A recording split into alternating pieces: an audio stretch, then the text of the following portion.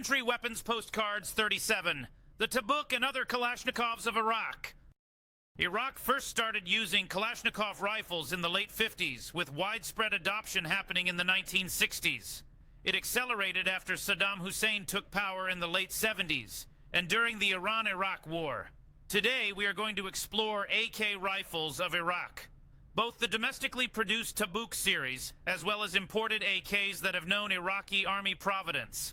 Most of the time, that is easy to establish, as prior to 2003, rifles were stamped with an Iraqi Army property marking. Commonly called a Jeem stamp, these resemble an upside-down number 2 inside a triangle. Do you like the long black one? So does your mom!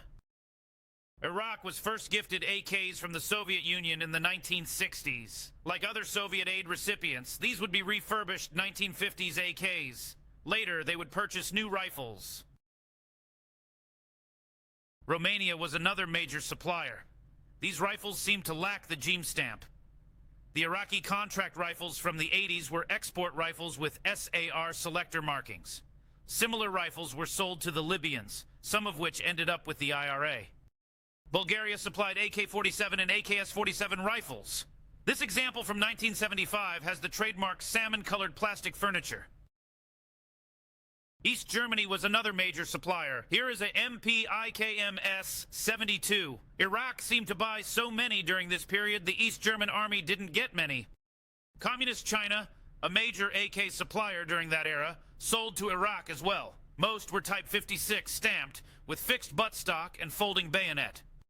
After the introduction of the AK-63F in 1980, Iraq became one of Hungary's best customers.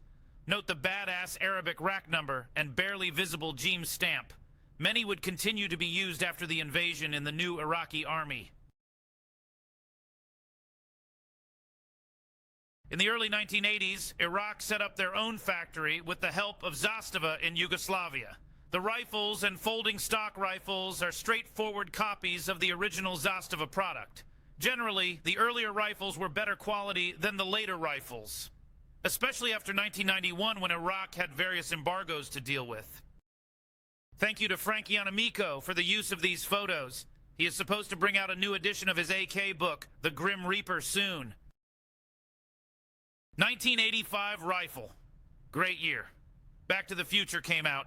If it were made today, they would go back to 1994. Crazy. Anyway, note the markings on the flip-up grenade launcher sight. Different elevation for different types of grenades. Later production Tabuk rifles seemed to drop the grenade launcher gas block. With the Yugoslavians, this was an option, but not common. Like Zastava, Iraq would also stop using the thinner AKM-style receiver on most rifles in favor of a thicker, beefier RPK-style receiver. This neat 1993 dated rifle comes from the Combined Military Services Museum in Malden, England. If you are ever in England, it's worth a visit, being about 50 miles northeast of London. Speaking of, I don't know about you, but I could really go for some good fish and chips right now. It appears to be coated in a mixture of surface rust and dried cosmoline. Now some romantic music. Good thing it's not Man Love Thursday.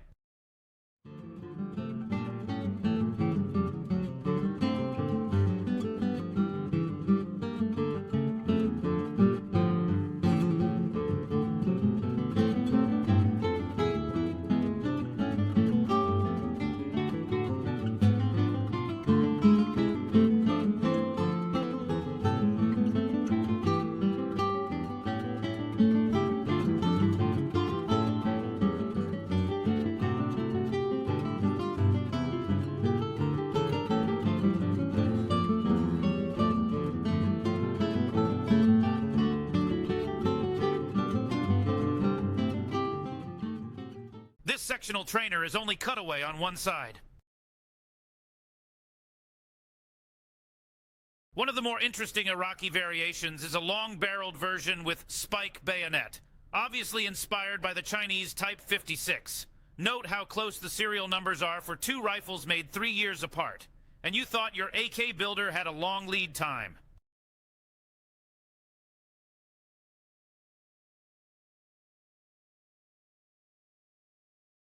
Note that the front sight base / bayonet mount is hooded. The Tabuk sniper was another unique variation. With longer barrel, scope mount, and RPK-style sights, it was intended as a squad-designated marksman rifle. The East Germans marketed and even sold some similar rifles to Iraq, so I wonder if the Iraqis just decided to do it at home, normally equipped with a Iraqi Xerox copy. I used a random PSO-1 scope for the photograph. The short assault rifle Tabuk. While most commonly seen as a gold-plated rifle, they did make standard versions as well. The gold-plated models generally lack any sort of markings. The Al-Quds series is a copy of the Zastava M72 light machine gun. Unlike the Yugoslavian original, the Iraqi version of the folder does not have a detachable bipod.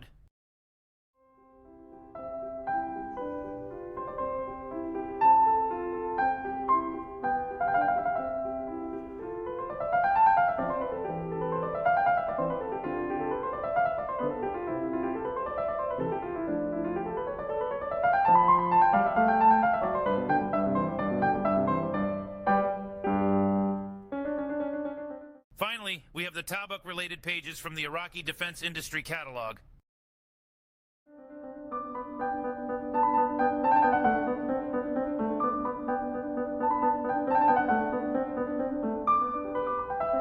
After the 2003 invasion, an insurgency followed. Here are some unique modified insurgent rifles. This first one started life as a rare Zastava export rifle sent to Iraq. Note the Jeam stamp. Besides being shortened, it received custom furniture as well. Cool project for someone. This and the next piece are also from the Malden Museum.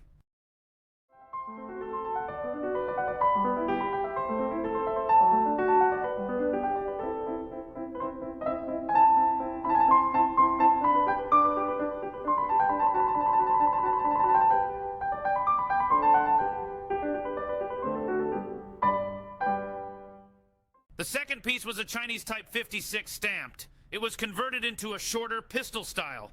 The Arabic writing in the handguards translates to, "There is no God but Allah, and Muhammad is his prophet."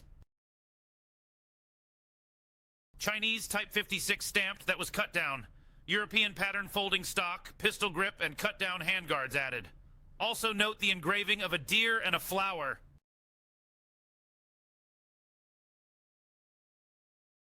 Iranian KLF captured in Iraq. The KLF is a Chinese Type 56 stamped copy.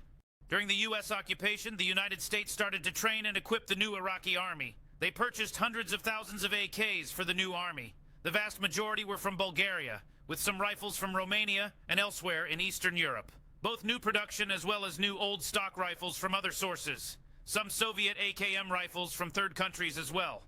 Almost all of the rifles shown here are not from Iraq, but identical to rifles observed there. Now please consider subscribing, or I will come to your house and kick your ass. Not once, but twice. Act like your best friend, only to abandon you to the bully next door.